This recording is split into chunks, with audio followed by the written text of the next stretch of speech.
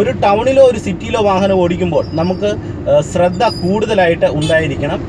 പെട്ടെന്നായിരിക്കാം പുറകിൽ നിന്നൊരു വാഹനം ഓവർടേക്ക് ചെയ്തു പോകുന്നത്. എൻ്റെ ചാനൽ സബ്സ്ക്രൈബ് ചെയ്യുവാൻ വേണ്ടി ഈ വീഡിയോയുടെ താഴെ കാണുന്ന സബ്സ്ക്രൈബ് ബട്ടൺ ഒന്ന് ക്ലിക്ക് ചെയ്യുക. പുതിയ വീഡിയോകളുടെ നോട്ടിഫിക്കേഷൻ കിട്ടുവാനായിട്ട് ആ ബെല്ലൈക്കണിൽ ഒന്ന് ക്ലിക്ക് ചെയ്യുക.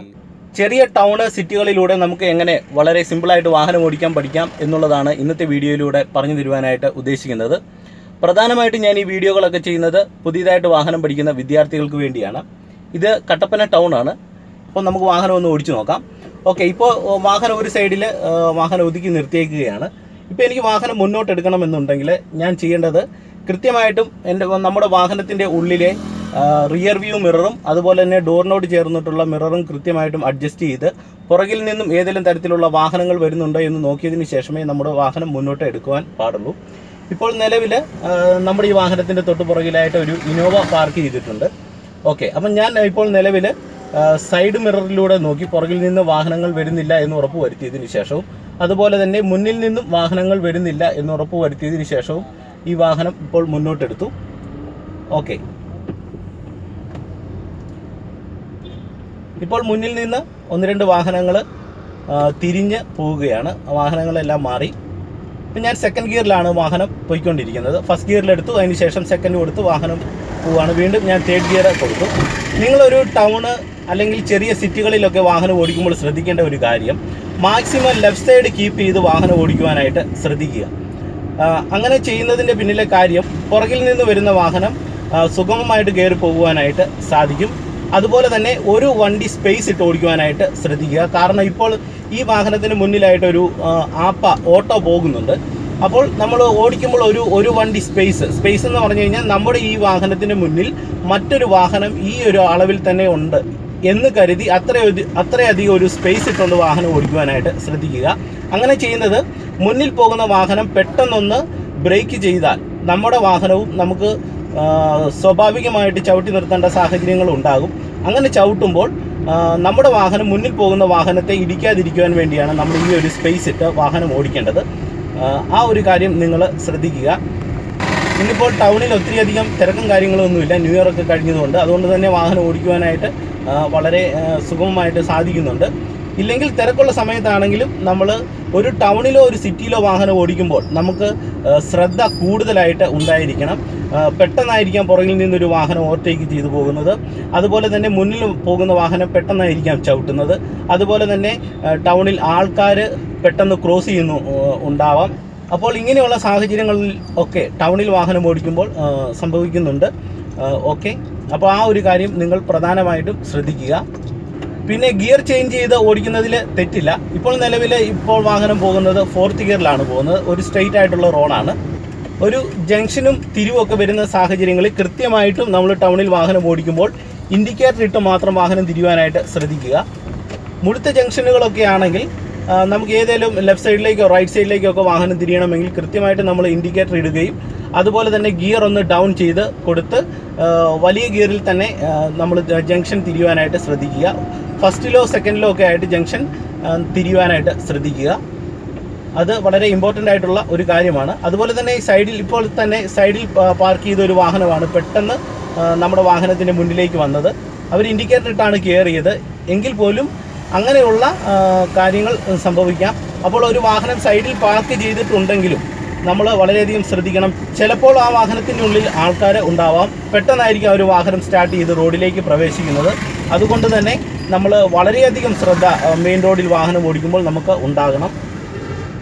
ഇനി മെയിൻ റോഡിൽ വാഹനം ഓടിക്കുമ്പോൾ നമ്മൾ ഏതൊക്കെ ഗിയറുകൾ ഉപയോഗിക്കാം എന്ന് നിങ്ങൾക്ക് സംശയം ഉണ്ടാവും. നമ്മൾ നല്ല തിരക്കുള്ള സാഹചര്യങ്ങളിൽ, നല്ല ട്രാഫിക്കിൻ്റെ സാഹചര്യങ്ങളിലാണ് നമ്മൾ വാഹനം ഓടിക്കുന്നതെങ്കിൽ ഒരു സെക്കൻഡ് ഗിയറിലോ ഫസ്റ്റ് ഗിയറിലോ ഒക്കെ വാഹനം പോകുന്നതിൽ തെറ്റില്ല. ഇപ്പം ഞാനൊരു ടേൺ തിരിയുകയാണ്. ഇപ്പോൾ ഇൻഡിക്കേറ്റർ ഇട്ടു. 4 കൂടി ഒരു ജംഗ്ഷനായിരുന്നു. അപ്പം മറ്റ് ജംഗ്ഷനുകളിൽ നിന്ന് വണ്ടിയില്ല എന്ന് തോന്നിയതിന് ശേഷം ഇൻഡിക്കേറ്റർ ഇട്ടു.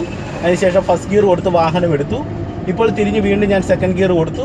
വീണ്ടും സ്ട്രെയിറ്റ് റോഡാണ്, ക്ലച്ച് ചവിട്ടി തേർഡ് ഗിയർ കൊടുത്തു. ഇപ്പോൾ ടൗണിൽ നിന്ന് ചെറിയ തേർഡ് ഗിയർ കൊടുത്തു. ലെഫ്റ്റ് സൈഡ് ചേർന്നാണ് വാഹനം പോകുന്നത്. ടൗണിൽ വാഹനം ഓടിക്കുമ്പോൾ ഗിയർ ചേഞ്ച് ചെയ്യേണ്ടതെന്ന് പറയുന്നത് നല്ല തിരക്കുള്ള സമയത്തും നല്ല ട്രാഫിക്കുള്ള സമയത്തുമാണ് വാഹനം പോകുന്നതെങ്കിൽ നമ്മൾ കൃത്യമായിട്ടും ഫസ്റ്റ് ഗിയർ ഇട്ട് കൊടുക്കുക. എന്നാൽ അത്യാവശ്യം റണ്ണിങ്ങിൽ നമുക്ക് പോകാം എന്ന് തോന്നുന്ന സാഹചര്യങ്ങളിൽ സെക്കൻഡ് ഗിയർ ഇട്ട് വാഹനം ഓടിക്കുന്നതിൽ തെറ്റില്ല. അപ്പോൾ ആ ഒരു കാര്യം നിങ്ങൾ പ്രധാനമായിട്ടും മനസ്സിലാക്കുക. പിന്നെ വാഹനം ഓടിക്കുമ്പോൾ ഒരു കാരണവശാലും റോഡിൻ്റെ സെൻറ്റർ ലൈൻ നോക്കി വാഹനം ഓടിക്കാതിരിക്കുക. കാരണം നമ്മൾ വാഹനം ഓടിക്കുമ്പോൾ ലെഫ്റ്റ് സൈഡ് മാത്രമാണ് നമ്മൾ ജഡ്ജ് ചെയ്യേണ്ടത്. അപ്പം നിങ്ങൾക്കൊരു സംശയം ഉണ്ടാകും, ടൗണിലൂടെ നമ്മൾ വാഹനം ഓടിക്കുന്ന സാഹചര്യങ്ങളിൽ നമ്മൾ ഏതൊക്കെ ഗിയറാണ് ഉപയോഗിക്കേണ്ടത് എന്നുള്ള ഒരു ഡൗട്ട് എല്ലാവർക്കും ഉണ്ടാവും. അതിന് നിങ്ങൾ മനസ്സിലാക്കേണ്ട ഒരു കാര്യം, ടൗണിൽ വാഹനം ഓടിക്കുന്നതിന് പ്രത്യേക ഗിയറുകളൊന്നുമില്ല. നമ്മൾ സാധാരണ വാഹനം സ്റ്റാർട്ട് ചെയ്തെടുക്കുന്നത് പോലെ തന്നെ നമ്മൾ ഫസ്റ്റ് ഗിയർ കൊടുത്ത് വാഹനം സ്റ്റാർട്ട് ചെയ്തെടുക്കുക. അതിനുശേഷം വീണ്ടും സെക്കൻഡ് കൊടുക്കുക. റോഡ് സ്ട്രൈറ്റ് ആയിട്ട് തോന്നുമ്പോൾ വീണ്ടും തേർഡ് ഗിയർ കൊടുത്ത് വാഹനം മുന്നോട്ട് കൊണ്ടുപോകുക എന്നുള്ളതാണ് പ്രധാനപ്പെട്ട ഒരു കാര്യം. പിന്നെ പ്രധാനമായിട്ടും ടൗണുകളിൽ വാഹനം ഓടിക്കുമ്പോൾ മുഴുത്ത വാഹനങ്ങളെ നമ്മൾ ശ്രദ്ധിക്കുക. കാരണം എപ്പോഴും ബസ് പോലെയുള്ള മുഴുത്ത വാഹനങ്ങൾ എപ്പോഴും ടൗണിലുണ്ടാവും. അപ്പോൾ നമ്മൾ മാക്സിമം ആ ഒരു കാര്യം ശ്രദ്ധിക്കുക. പുറകിൽ ഏതെങ്കിലും മുഴുത്ത വാഹനങ്ങൾ വരുന്നുണ്ടെങ്കിൽ നമ്മൾ തീർച്ചയായിട്ടും അവരെ കയറ്റി വിടുവാനായിട്ട് ശ്രദ്ധിക്കുക.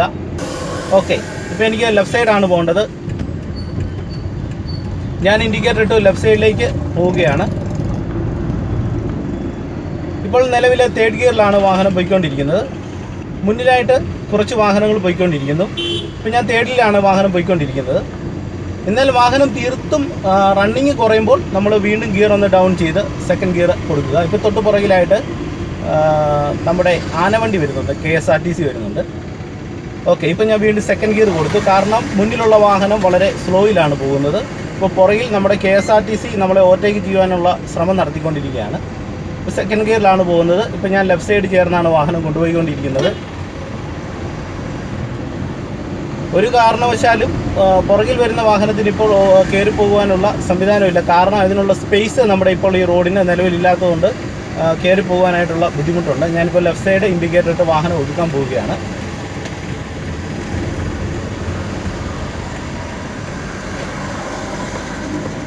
അപ്പോൾ ഒരു സൈഡിലേക്ക് നമ്മൾ വാഹനം പാർക്ക് ചെയ്യുന്ന സാഹചര്യങ്ങളിലും നമ്മൾ ലെഫ്റ്റ് സൈഡിലേക്ക് ഇൻഡിക്കേറ്റർ ഇട്ടതിന് ശേഷം വാഹനം പാർക്ക് ചെയ്യുക. ഇനി നമുക്ക് മുന്നോട്ട് വാഹനം എടുക്കണമെന്നുണ്ടെങ്കിൽ വീണ്ടും റൈറ്റ് സൈഡിലേക്ക് ഇൻഡിക്കേറ്റർ ഇടുക. പുറകിൽ നിന്ന് ഏതെങ്കിലും വാഹനം വരുന്നുണ്ടോ എന്ന് നോക്കിയതിന് ശേഷം വീണ്ടും റോഡിലേക്ക് പ്രവേശിക്കുക. അതിനുശേഷം ഇപ്പോൾ ഫസ്റ്റിൽ നിന്ന് ഞാൻ വീണ്ടും സെക്കൻഡ് ഗിയർ കൊടുത്തു, വീണ്ടും ഞാൻ തേർഡ് ഗിയർ കൊടുത്തു. ഓക്കെ, ഇപ്പോൾ അത്യാവശ്യം തിരക്കുണ്ട്. ഇപ്പം മുന്നിലൊരു വാഹനം പോകുന്നു, ഒരു ജംഗ്ഷനാണ്. ഞാനിപ്പോൾ സെക്കൻഡ് ഗിയർ കൊടുത്തു. ഇരു സൈഡിൽ നിന്ന് വാഹനം വരുന്നുണ്ടോ എന്ന് നോക്കിയതിന് ശേഷമാണ് ഇപ്പോൾ ഞാൻ റോഡിലേക്ക് പ്രവേശിച്ചിരിക്കുന്നത്. അപ്പോൾ മനസ്സിലാക്കേണ്ട പ്രധാനപ്പെട്ട ഒരു കാര്യം, നമ്മൾ ടൗണിൽ വാഹനം ഓടിക്കുമ്പോൾ പ്രത്യേക ഗിയർ അങ്ങനെയൊന്നുമില്ല. നമ്മൾ വാഹനം ഫസ്റ്റ് ഗിയറിലോ സെക്കൻഡ് ഗിയറിലോ പോകാവൂ അങ്ങനെയുള്ള നിയമങ്ങളോ കാര്യങ്ങളോ ഒന്നുമില്ല. അത് റോഡിൻ്റെ അവസ്ഥയും മുന്നിലുള്ള തിരക്കും ഒക്കെ വെച്ചാണ് നമ്മൾ വാഹനത്തിന് ഗിയർ ഇടേണ്ടത്. ഇപ്പോൾ മുന്നിലൊരു വാഹനം പോകുന്നുണ്ട്, സെക്കൻഡ് ഗിയറിലാണ് പോകുന്നത്. ഇപ്പം നമ്മുടെ വാഹനം സെക്കൻഡിലാണ് പോകുന്നത്. വീണ്ടും ഞാൻ ക്ലച്ച് ചവിട്ടി ഫസ്റ്റ് ഗിയർ അങ്ങ് കൊടുത്തു.